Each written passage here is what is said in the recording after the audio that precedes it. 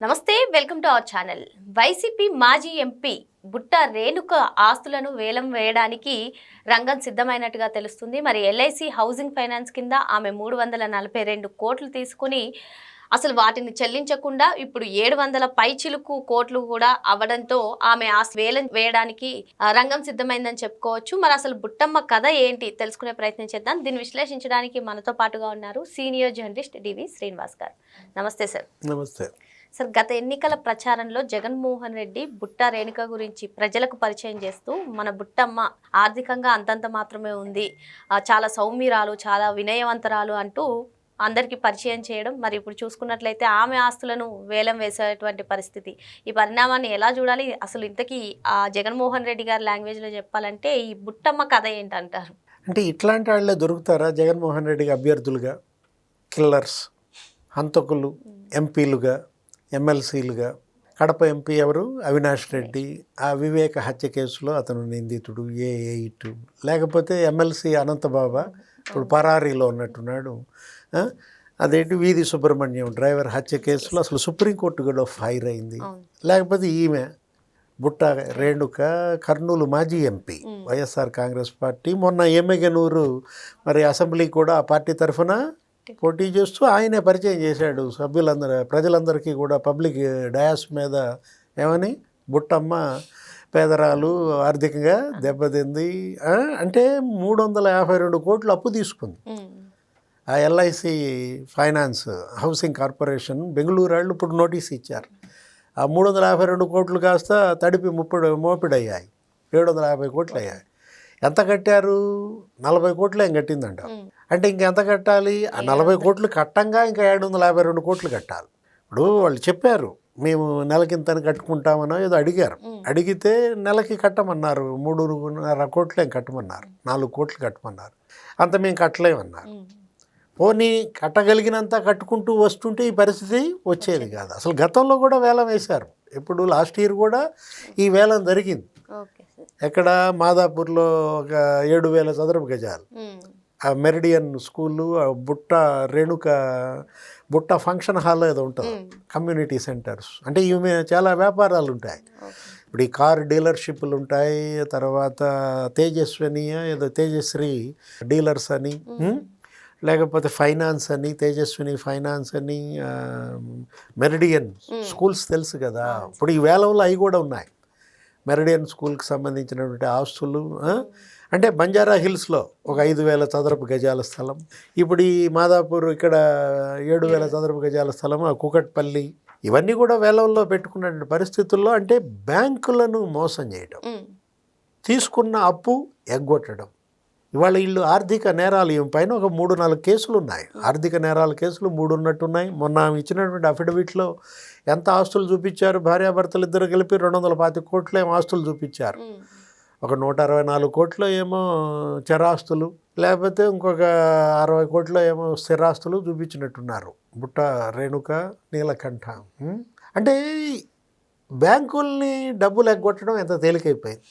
తర్వాత ఏదో ఒక రాజకీయ పార్టీ ప్రాప్ తీసుకోవటం, ఏదో ఒక టికెట్ తెచ్చుకోవటం, ఎన్నికల్లో పోటీ చేయటం, గెలిస్తే గెలవటం, ఆ గెలుపుని అడ్డం పెట్టుకుని పార్లమెంట్ సభ్యురాలుగా లేకపోతే అలా ఎంపీగానో ఎమ్మెల్యేగానో ఇక బ్యాంకుల్ని మేనేజ్ చేసుకోవటం, కేసుల్లో నుంచి బయటపడటం. వీటన్నిటికీ ఆద్యుడు జగన్మోహన్ రెడ్డి. మీరు చెప్పినట్టుగానే ఈ పార్టీలో ఇప్పుడు ఆ పార్టీ అధినేత జగన్మోహన్ రెడ్డి మొదలుకొని చాలా మంది పైన ఆర్థిక నేరాలు ఉన్నట్టే ఎలా చూడాలి? అంటే ఆ ఆర్థిక నేరాలు ఉన్న వాళ్ళని అందరినీ కూడా ఆ పార్టీలో చేర్చుకుంటారా? ఎలా చూడాలంటారు మొత్తాన్ని? మొన్న పార్లమెంట్లో వీళ్ళ ఎంపీలందరూ కలిసి పార్లమెంట్ ప్రాంగణంలో ప్లే కార్డులు పట్టుకునే నిరసన ఏదో తెలియజేశారు. ఈ కల్తీ నెయ్యికి సంబంధించో మరేదో మొత్తానికి చంద్రబాబు మీదో ఏదో పట్టుకుని అక్కడ చూసి 7 ఉన్నట్టున్నారు. ఏది 4 లోక్సభ, 3 రాజ్యసభ అనుకుంటా. చూస్తే అందరూ నిందితుల్లాగానే కనపడ్డారు నా కంటికి. ఇప్పుడు ఏది A5 అయోధ్య రామిరెడ్డి ఉన్నాడు అక్కడ రాజ్యసభ సభ్యుడిగా. ఆయన జగన్ పాత కేసులు ఉన్నాయి, CBI కేసులు, వాటిల్లో ఆయన ముద్దాయి. అదే రామ్కి అక్కడ విశాఖపట్నంలో మొన్న కూడా వచ్చింది ఆ గ్రీన్ బెల్ట్ స్కామ్ అన్నమాట. అక్కడ ఉన్నటువంటి ఆ రామ్కి ఫార్మాసిటీ దాంట్లో పెద్ద స్కామ్, ఒక 250 కోట్ల స్కామ్ అన్నమాట. ఆయన అందులో A5. లేకపోతే అసలు కడప లోక్సభ సభ్యుడే ఉన్నాడుగా A8 అవినాష్ రెడ్డి హత్య కేసులో ముద్దాయి. బెయిల్పై బయట ఉన్నానని బిల్డప్ ఇచ్చారు, ఏదో పేపర్ మీద రాసుకున్నారు, అసలు అరెస్టే జరగలేదు, అది వేరే విషయం. వాళ్ళ నాన్న అరెస్ట్ అయ్యాడు, భాస్కర్ రెడ్డి జైలుకు కూడా వెళ్ళాడు వివేక హత్య కేసులో. అసలు మొత్తం ఏంటి, ఇప్పుడు జగన్మోహన్ రెడ్డి మీకు టికెట్ ఇవ్వాలంటే నువ్వు చేసిన సేవా కార్యక్రమాలు, నియోజకవర్గంలో నేను మొత్తం అన్ని గ్రామాల్లో మంచి వాటర్ ట్యాంకర్లు పెట్టి నీళ్ళు ఇచ్చానంటే ఇవ్వడం, అక్కడ పలానాన్ని చంపాను, ఆ చంపిన కేసు నుంచి ఇట్లా తప్పించుకున్నాను, ఓకే టికెట్. ఎమ్మెల్సీ, ఎమ్మెల్యే, లేకపోతే నేను అసలు చంద్రబాబు ఇంటిపై దాడికి వెళ్ళానండి, మొత్తం కరకట్ట మీద ఒక 100 వాహనాలు వేసుకెళ్ళి అసలు మామూలు సినిమా చేయలేదు, అసలు చుక్కలు చూపించాను తెలుగుదేశం వాళ్ళకి, ఓకే నువ్వు మినిస్టర్. ఎవరు, జోగి రమేషా? అంటే ఎవరు నచ్చుతారు జగన్మోహన్ రెడ్డికి, ఎవరు అందగాళ్ళు జగన్మోహన్ రెడ్డి దృష్టిలో? వల్లభనేని వంశీ మనకు తెలుసు కదా, అసలు అతను మించిన అందగాడే లేడు ఈయన దృష్టిలో, ఈయనే చెప్పాడు. వంశీ అందం చూసి చంద్రబాబు కుళ్ళనో ఏదో అన్నట్టున్నాడు. అంటే ఇప్పుడు ఇక ఈమె కూడా అందగత్తే, ఎవరు, బుట్ట రేణుక కూడా. ఎందుకంటే మరి 750 కోట్లు కొట్టడం అంటే మాటల, ఇన్ని ఆస్తులు వేలానికి తెచ్చుకోవటం అంటే మాటల, మొత్తం మీరు చేసిన బిజినెస్ అంతా ఇదేనా గోల్మాల? అంటే ఇప్పుడు ఒకటి, బ్యాంకులో లోన్ నువ్వు తీసుకుంటావమ్మా, మీ నాన్న తీసుకుంటాడు బ్యాంకులో లోను ఇల్లు కొనుక్కోవటానికి, కడతారా కట్టరా? అసలు సగటు మానవుడు, మధ్యతరగతి, పేదరికంలో ఉన్నవాళ్ళు, అసలు మన ఇల్లు వేలం వచ్చిందంటే ఎంత తలవంపులుగా ఫీల్ అవుతారు, అసలు అసలు తల ఎత్తుకోలేని పరిస్థితులు. అసలు ఒక ఈఎంఐ బౌన్స్ అయితేనే తట్టుకోలేరే గవర్నమెంట్ ఉద్యోగులు. అంటే ఎలా వీళ్ళు ఇన్ని 100 కోట్లు 1000 కోట్లు ప్రభుత్వాలకి బ్యాంకులకి ఎగ్గొడుతున్నారు? పార్టీ పెట్టుద్దా బుట్టారు రేణుక? అసలు ఎందుకు, ఆమె కూడా పార్టీ పెట్టేస్తే పోవాలి. ఇప్పుడు జగన్మోహన్ రెడ్డి 43,000 కోట్ల అక్రమాస్తులు, క్విడ్ ప్రోకో అని చెప్పి సిబిఐ అసలు 11 ఛార్జ్షీట్లు పెట్టింది, 8-9 ఛార్జ్షీట్లు ఈడీ పెట్టింది. ఆయన ఆస్తులు ఒక 4,000 కోట్లు జప్తు అన్నారు. అటు భూములు కానీ, ఇప్పుడు ఈ సరస్వతి పవర్, ఇడుపులపాయ, లేకపోతే లోటస్ పాండ్, బెంగళూరు, అసలు మొత్తం సాక్షి ఫిక్స్డ్ డిపాజిట్లు కూడా ఎంత 3-4 వేల కోట్లు ఏమో జప్తు చేశారు అప్పట్లో. మరి ఆ జప్తు ఎంత విడిపించుకున్నాడో, ఇంకెంత ఉందో, పార్టీ పెట్టి పారేశాడు. చూసావా, ముఖ్యమంత్రి అయిపోయాడు.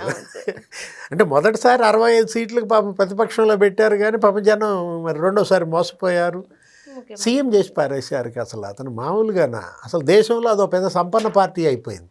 ఏది, వైఎస్ఆర్ కాంగ్రెస్ పార్టీ, లేకపోతే బీఆర్ఎస్ పార్టీ, ప్రాంతీయ పార్టీల్లో వీటిని మించిన ధనిక పార్టీలు, కుబేర పార్టీలు ఇవ్వన్నారు. విజయ్ మాల్యా వాళ్ళు గోల, ఎవరు, ఆ నీరవ్ మోడీ, లలిత్ మోడీ, అరే పొరపాటున అనవసరంగా మనం పారిపోయి వచ్చాం.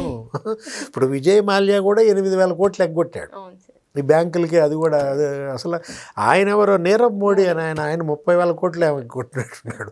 చోక్సీ అనేవాడు, లేకపోతే అసలు వీళ్ళందరికన్నా ముందు ఒకడు ఉన్నాడు లలిత్ మోడీ, క్రికెట్.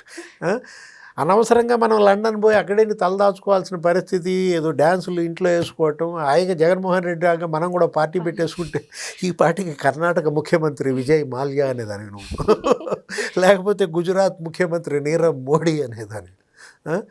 అట్లాగే మరి ఇవి కూడా పార్టీ పెడితే పోలా, ఉన్నాయా డబ్బులు ఏముందిలే, డబ్బులు బ్యాంకులు ఇంకా ఇస్తాయి, లోన్లు ఎగ్గొట్టచ్చు, ఆ డబ్బులు మళ్ళీ పంచిపెట్టచ్చు, స్కాములు చేయొచ్చు, ఆ స్కాములు చేసిన డబ్బులతో మళ్ళీ ఓట్లు కొనొచ్చు. చూసావు కదా, మద్యం కుంభకోణం, చెవిరెడ్డి భాస్కర్ రెడ్డి ఎంత డబ్బు ఖర్చు పెట్టాడు ఓట్లకి? అంటే చెవిరెడ్డి భాస్కర్ రెడ్డి 200 కోట్లు ఖర్చు పెట్టాడు. ఆయన ఇన్ఛార్జిగా పెట్టారు, ఒక 6 పార్లమెంట్ సీట్లకో ఏమో ఆయనే పోటీ చేశాడు. అంటే బ్యాంకులకు 100 కోట్లు ఎగ్గొట్టండి, పార్టీలు పెట్టండి, అభ్యర్థుల దగ్గర వసూళ్లు చేయండి, మళ్ళీ వాళ్ళకి టికెట్లు ఇవ్వండి, గెలిపించండి, మీరే అధికారంలోకి రండి, మీరే స్కాములు చేయండి, ఆ స్కాముల డబ్బులతో ఓట్లు కొనండి. ఏం చేశాడు? అవినీతి కుంభకోణాలకి జగన్మోహన్ రెడ్డి ఒక రాజముద్ర కొడుతున్నాడా? జగన్మోహన్ రెడ్డికి రాజముద్ర ఇచ్చేశారా? ఇలాంటి ఆర్థిక నేరస్తులకి రాజముద్ర ఇస్తే ఏం జరుగుద్దో ఇదే. మరో అంశంతో మళ్ళీ కలుద్దాం. Thank you sir.